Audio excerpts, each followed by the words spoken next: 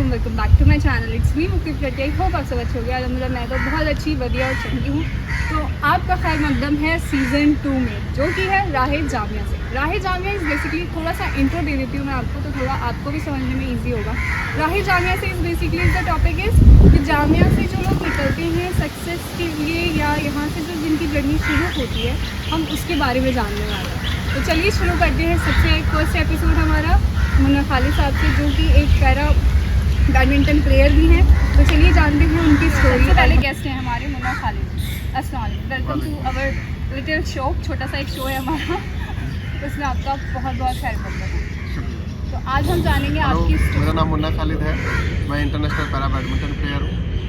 और मैं अगर अपनी स्टोरी की बात करूँ तो मेरे लिए ये स्टोरी इजी नहीं रही है, क्योंकि हम घर में 7 भाई बहन हैं। और मैं बुलंदशहर के एक कस्बा है कानपुर, वहाँ से बिलोंग करता हूँ। और मेरे पापा एक ड्राइवर हैं और मेरी जो मम्मी है वो गृहिणी है। और हम 7 भाई बहन हैं। एक ड्राइवर के लिए 7 भाई बहन का पालन पोषण करना इतना आसान नहीं था। तो बचपन में बहुत मतलब परेशानियाँ और स्ट्रगल किया है।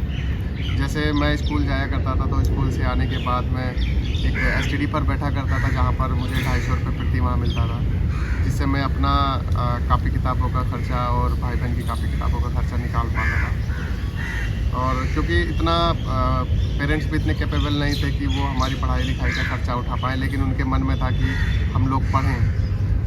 और इसके बाद जो है, मैं जैसे छुट्टियाँ पड़ती हैं, समर वेकेशन, विंटर वेकेशन या स्कूल के बाद, तो मैं बहुत सारे काम किया करता था। जैसे फल बेचना, ठेली पर सब्जियां बेचना, और जो भुट्टे होते हैं कॉर्न, उनको भून करके बेचना, आम की पेटियां तैयार करना। तो ये बहुत सारे कई सालों तक मैं करता रहा। और लगभग मुझे याद है कि जब मैं क्लास 4th में था, तब मैं एसटीडी पर बैठा करता था, और लगभग 2 साल तक मैं एसटीडी पर बैठा था। उसके बाद फिर जिन डॉक्टर साहब की वो एसटीडी थी, फिर मैं उन्हीं के पास क्लिनिक पर मैंने काम किया लगभग 6 साल। और 12वीं करने के बाद मेरा मन था कि मतलब मैं किसी यूनिवर्सिटी में पढ़ाई करूं।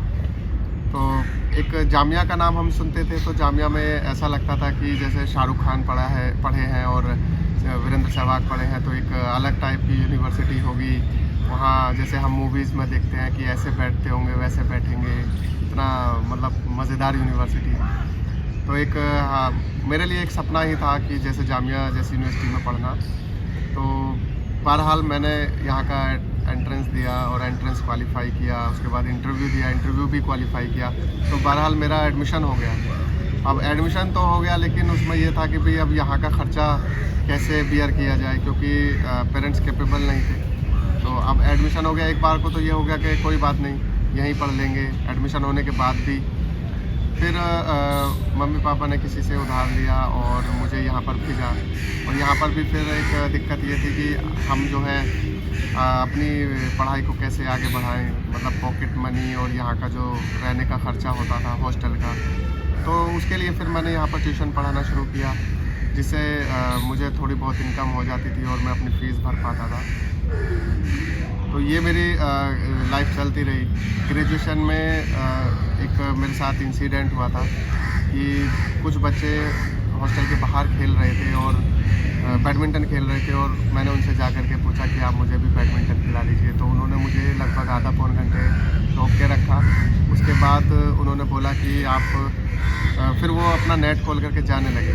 तो उसके बाद मैंने उनसे कहा कि आपने मुझे तो खिलाया नहीं और आप जा रहे हैं। तो उन्होंने कहा कि अब आप कल आना, हमारा अब टाइम हो गया है। तो वो बात मुझे इतनी बुरी लगी कि मैंने ये सोचा कि अब तो मुझे बैडमिंटन खेलना है, और ऐसा बैडमिंटन खेलना है कि ये लोग मुझे खेलने के लिए बुलाएंगे। तो लगभग दूसरे दिन से ही मैंने बैडमिंटन खेलना शुरू कर दिया, और लगभग 6 महीने में मैं इतना अच्छा खेलने लगा था कि वो लोग मुझे बुलाने लगे, और मैं नहीं जाता था उनके साथ खेलने। तो फिर मेरा MSW में एडमिशन हुआ, मास्टर में। तो MSW जैसे एडमिशन हुआ, तो उसमें एक साथ फ़ीस चाहिए होती है, लाइक 10,000 रुपये कोर्स फीस थी, और 12,000 रुपये हॉस्टल के एक साथ जमा होने थे, तो लगभग 22,000 रुपये वो मेरे पास नहीं हो पा रहे थे। लगभग 1.5 महीने में पढ़ाई छोड़ करके घर चला गया, और वहाँ पर मेरा मतलब एक ये ही हो गया था कि नहीं, अब पता नहीं क्या होगा। तो वहाँ पर मैंने एक स्कूल में पढ़ाना शुरू किया और वहाँ पे जैसे ही मेरे पास कुछ पैसे इकट्ठे हुए 15-20 हज़ार, तो मैंने वहाँ से आकर के फिर एक एप्लीकेशन लिखी और हॉस्टल और डिपार्टमेंट को दी, जिससे वो एक्सेप्ट हो गई और फिर मेरी पढ़ाई दोबारा से शुरू हुई। मैंने MSW किया। MSW करने के लगभग 6 महीने बाद ही मेरी गवर्नमेंट जॉब लग गई। मैं NPCFDC जो कि मिनिस्ट्री ऑफ सोशल जस्टिस के अंडर में है, वहाँ पर एज ए एग्जीक्यूटिव काम कर रहा हूँ। और अगर मैं अपने स्पोर्ट्स की बात करूँ तो मैंने अपना पहला नेशनल 2015 में चेन्नई में खेला था और जिसमें मैं क्वार्टर फाइनल हार गया था, लेकिन मुझे वहाँ से सीखने को बहुत कुछ मिला था। तो फिर मुझे ये तब तो पता चल गया था कि मुझे किस लेवल की तैयारी करनी है और कैसे करनी है, क्योंकि उस टाइम पे मैं स्टैंडिंग कैटेगरी में खेलता था।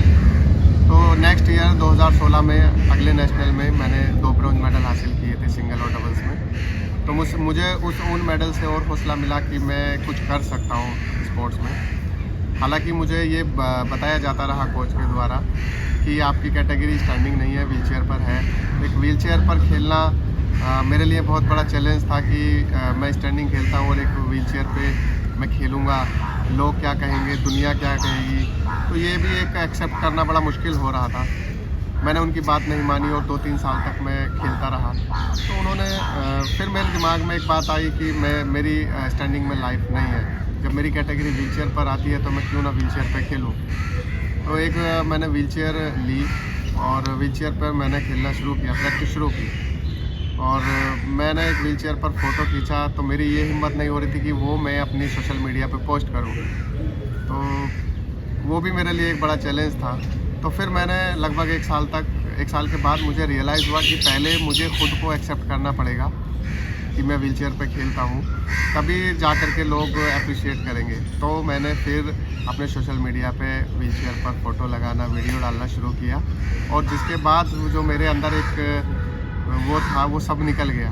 जो भी नर्वसनेस थी वो सब निकल गई और मैं लगभग 2022 से इंडिया के लिए खेल रहा हूँ और इंडिया के लिए मैंने बहुत सारे मेडल्स भी जीते हैं, दिल्ली के लिए बहुत सारे मेडल्स जीते हैं और मैं स्टेट अवार्ड से भी नवाजा जा चुका हूँ। तो ये मेरी छोटी सी स्टोरी थी।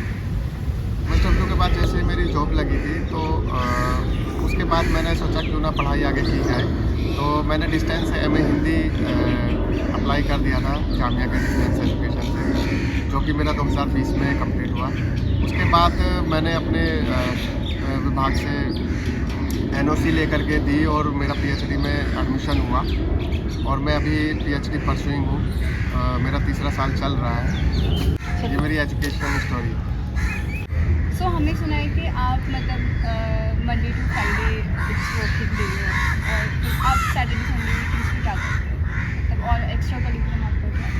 हाँ, जैसे मंडे टू फ्राइडे मेरा बहुत ही बिजी शेड्यूल रहता है, क्योंकि मैं सुबह 6 बजे घर से निकल जाता हूँ और लगभग रात को 10:30 बजे घर पहुँचता हूँ, क्योंकि सुबह प्रैक्टिस, फिर ऑफिस एंड उसके बाद प्रैक्टिस। काफ़ी हेक्टिक डे हो जाता है आपके लिए। बहुत ज़्यादा हेक्टिक डे हो जाता है। और जॉब के साथ फिर PhD को कैसे मैनेज करते हैं? वो ये मैं भी एक स्टोरी है।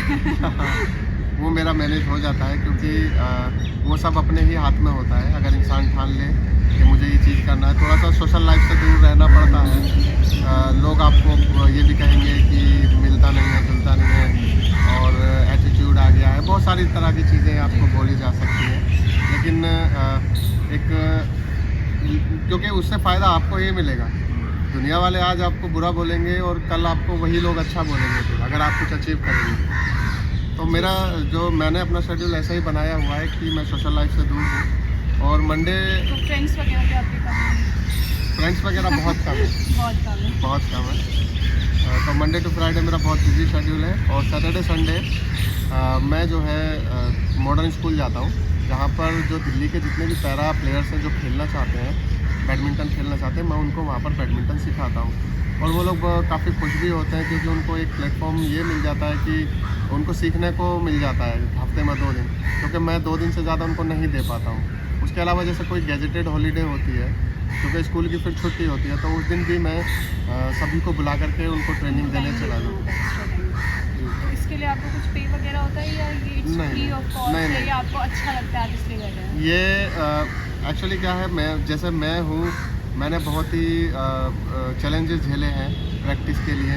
जैसे मैं कई एकेडमीज़ में गया हूँ कि मुझे बैडमिंटन सीखना है, आप मुझे सिखा सकते हैं, तो किसी ने एक्सेप्ट नहीं किया कि हम आपको बैडमिंटन सिखाएं, क्योंकि एक दिव्यांग को बचपन से ही निगलेक्ट किया जाता है। उसके कुछ मतलब घर परिवार से भी कुछ लोग करते हैं, सोसाइटी से करते हैं, और समाज तो हमेशा करता हुआ ही आ रहा है।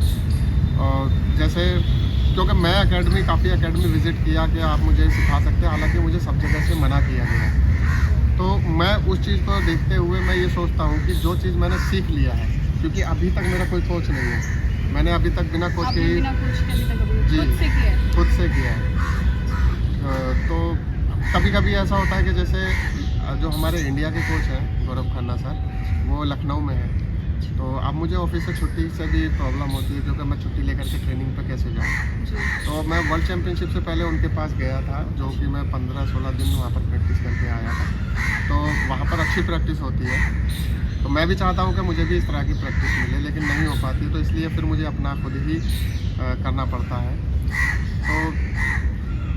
तो ये मुझे अच्छा भी लगता है कि मैं उन बच्चों को सिखा पा रहा हूँ कि जो मेरे जाने के बाद या मेरे गेम छोड़ने के बाद वो लोग दिल्ली को रिप्रेजेंट करेंगे, इंडिया को रिप्रेजेंट करेंगे। तो मैं ये सोचता हूँ कि उनको वो परेशानी ना हो जो मैंने झेला है। तो इसलिए मुझे वो अच्छा भी लगता है, और मैं चाहता हूँ कि जो भी सीखना चाहता है वो वहाँ पर आकर के सीख सकता है।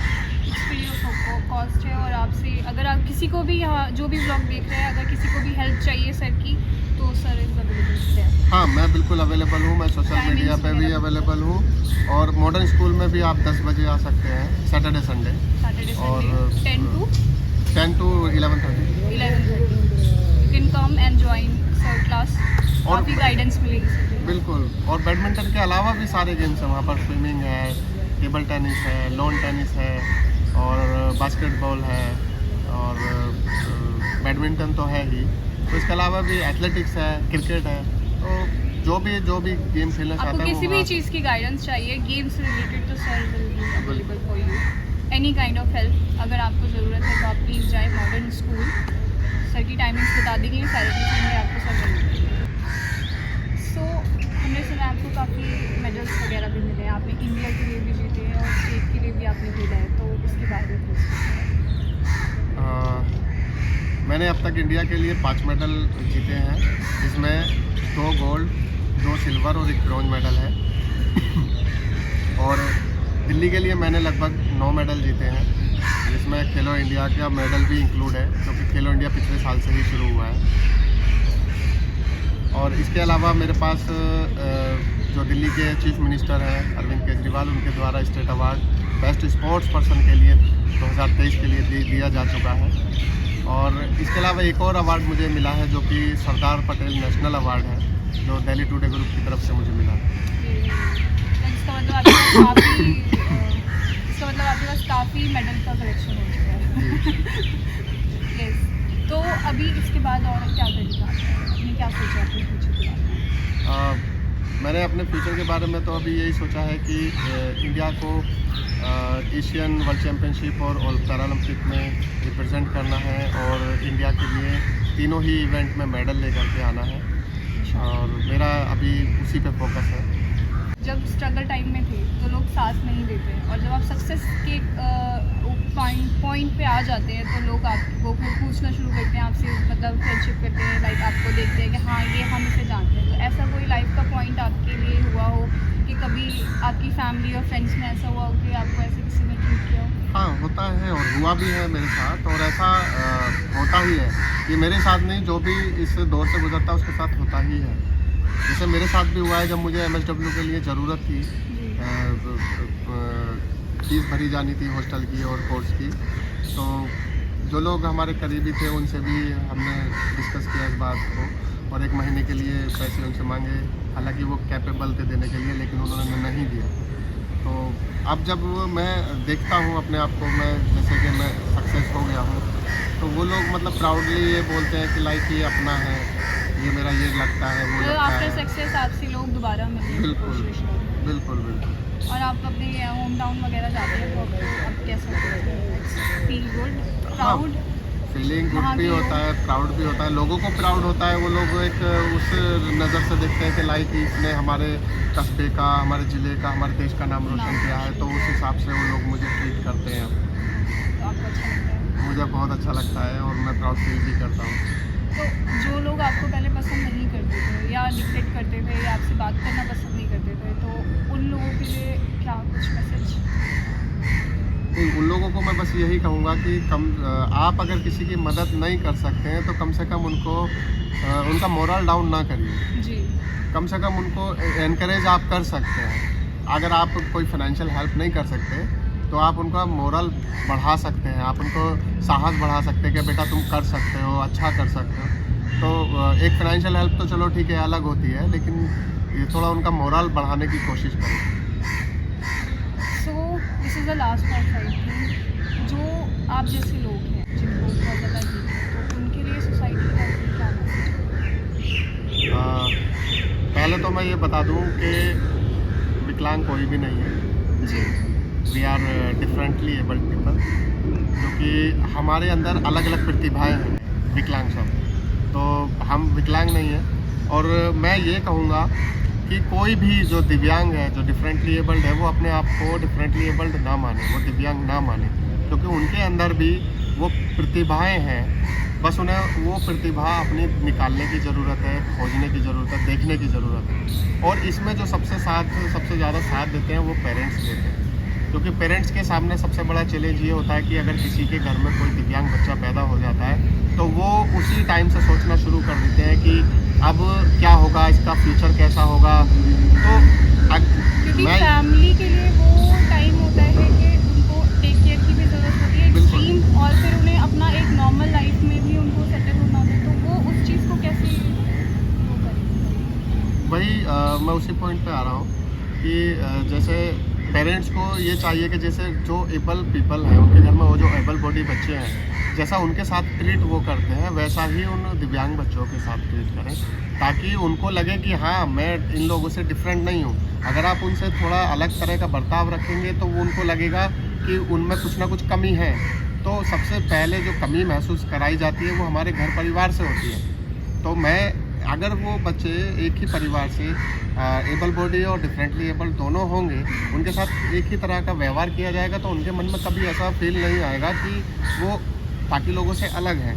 तो एक तो ये सबसे इम्पोर्टेंट चीज़ है पेरेंट्स के लिए कि अपने सभी बच्चों को, दिव्यांग बच्चों को भी इक्वली ट्रीट करें। दूसरा, जो सोसाइटी में लोग होते हैं या जो सोसाइटी के बच्चे होते हैं, तो बाकी जो सोसाइटी के लोग हैं मैं उनको ये कहना चाहूँगा कि अपने बच्चों को उस तरह की शिक्षा दें कि जो दिव्यांग बच्चों के साथ भी वो खेलें, वो उनको अलग तरह का मान करके उनसे अलग ना हटें। तो जैसे सोसाइटी में भी काफ़ी बच्चे एक साथ खेलते हैं और अगर कोई दिव्यांग बच्चा आ जाता है तो वो एक उससे अलग हट जाते हैं, उसके साथ नहीं खेलते हैं।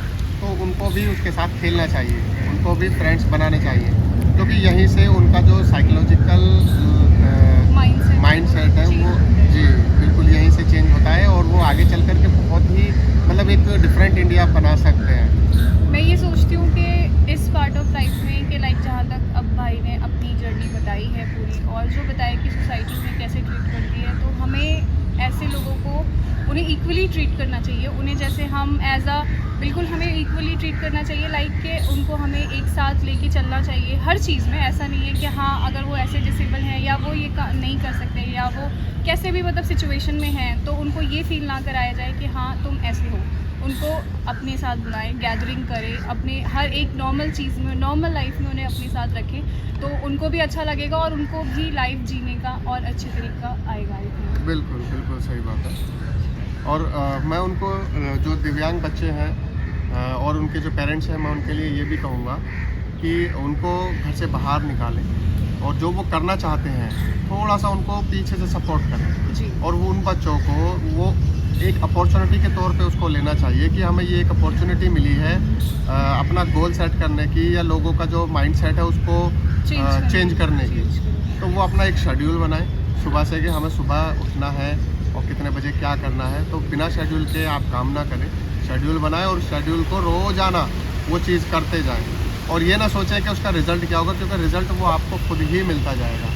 तो बस आपको मेहनत करनी है किसी भी फील्ड में, और इंशाल्लाह आप सक्सेस हो जाएंगे। एक चीज़ चल रही होती है, जैसे कि हम जब मेहनत कर रहे होते हैं, स्ट्रगल कर रहे होते हैं, तो हमें लगता है कि उसका फल नहीं मिल रहा होता है। तो कोई भी ऐसा ना सोचे, क्योंकि वो क्या होता है ना कि हम जितनी मेहनत करते हैं उसका फल उतना मिलता है। लेकिन जब हमारी नीयत साफ़ होती है और हम मेहनत कर रहे होते हैं, तो अल्लाह ताला ये देखता है कि या भगवान या हम गॉड जो भी है, वो ये देखते हैं कि इसमें कितना कैपेसिटी है मेहनत करने की, कि अगर ये और कर सकता है तो एक वो होता है ना, जैसे भट्टी पे किसी चीज़ को पकाया जाता है, तो जितना वो ज़्यादा पकता है उतनी अच्छी उसकी शेप आती है। तो हमारा जो स्ट्रगल है, या जो हमें लगता है कि हम जो है चैलेंजेस फेस कर रहे हैं या परेशानी है, कितनी मेहनत कर रहे हैं, फल नहीं मिल रहा है, ये एग्ज़ाम है क्रॉस करना है, क्योंकि जितना हार्ड एग्ज़ाम होगा उतनी हम अच्छी मेहनत कर सकते हैं। जी, क्योंकि हमारी मेहनत के अकॉर्डिंग ही हमें फल मिलना है। तो जब हमारी मेहनत को देख करके और हमारी साफ़ नीयत को देख करके जो अल्लाह है, गॉड है, वो भी हार मान जाते हैं, तो वो फिर ऐसा करते हैं कि हमें उठा करके एक जगह रख देते हैं कि भाई तुम्हारे यहाँ पर नहीं, यहाँ पर सीट है। तो वो एक बहुत बड़े सक्सेस। इतना मांगा था, मैं आपको इतना दे रहा हूँ माशाल्लाह। जी, तो ये हमारी परीक्षा होती है। तो कोई ये ना सोचे या इस तरह से गिव अप ना करे कि मैं तो इतने टाइम से मेहनत कर रहा हूँ, अब मेरा कुछ नहीं हो रहा है तो मैं छोड़ देता हूँ। तो वो कभी भी ये गलती ना करें, वो मेहनत करते जाएं, उनको इंशाल्लाह सक्सेस मिलनी ज़रूर है। थोड़ी देर से मिलेगी, लेकिन मिलेगी। इसीलिए कभी भी डिप्रेस नहीं होना है, गिव अप नहीं करना है, और कभी मतलब लाइक कि आपको ये नहीं सोचना है कि आप नहीं कर सकते, आप सब कुछ कर सकते हैं। So thank you so much भाई, आपने हमें वक्त दिया, अपना कीमती वक्त दिया, और सीज़न 2 में आप फर्स्ट एपिसोड में हमारे आए, इसलिए बहुत बहुत शुक्रिया। और मतलब ये स्टोरी जो है, मतलब स्ट्रगल टू सक्सेस, मतलब it's very difficult as a part view हम आपको देखें, क्योंकि हमने शुरू से, जैसे आपने बताया हमें कि आपने इतनी स्ट्रगल की है कि आई थिंक 250 रुपये पर मंथ से लेकर यहाँ तक आना, इट्स वेरी बिग अचीवमेंट। और बहुत सारे लोग आपसे इंस्पायर होंगे, सिर्फ एक ही चीज़ से इंस्पायर होना चाहिए, स्टोरी आपने बताई है, लेकिन नहीं, हमें बहुत सारी चीज़ों से इंस्पिरेशन आपसे लेनी चाहिए कि हमें कभी गिव अप नहीं करना है, हमें कभी हार नहीं माननी है, और हमें अपने काम में एकदम परफेक्ट होना है, चाहे वो किसी भी तरह का कोई भी काम हो, आपको हार नहीं माननी है। अपने इनर उसको समझना है कि आप क्या कर सकते हैं, कैपेबिलिटी क्या है आपकी, और उसी पे आपको वर्क करना है। Thank you so much once again. I hope आपको ये एपिसोड अच्छा लगा होगा। अगर अच्छा लगा है तो do like, comment, share and subscribe to my channel, and inspire आप करें लोगों को, और इंस्पायरिंग स्टोरी को भी शेयर करें ऐसे ही, और सबको मतलब डिसअपॉइंट नहीं करना है, सबको साथ लेकर चलना है। मिलते हैं अगले एपिसोड में, तब तक के लिए अल्लाह हाफ़िज़।